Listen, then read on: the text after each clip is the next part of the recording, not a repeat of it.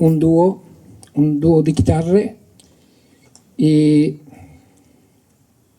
abbiamo Lucrezia Lega e Matteo Bartoccini.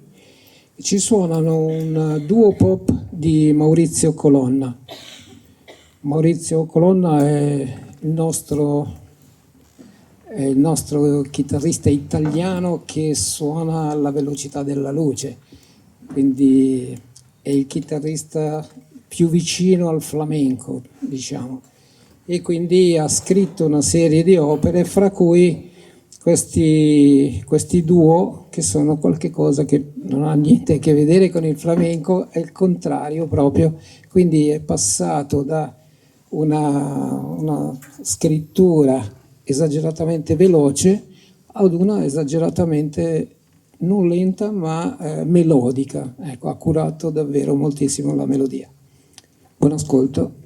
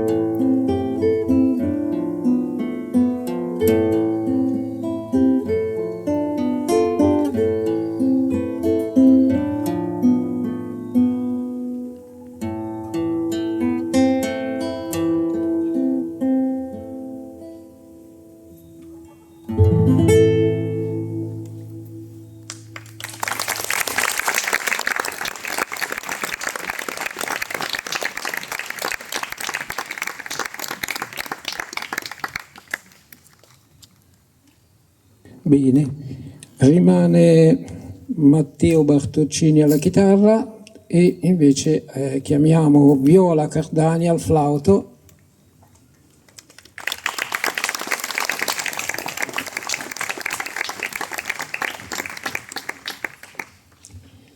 Ci presentano un brano notturno che ben si adatta, Notturno in Re maggiore di Francesco Molino, un compositore e chitarrista,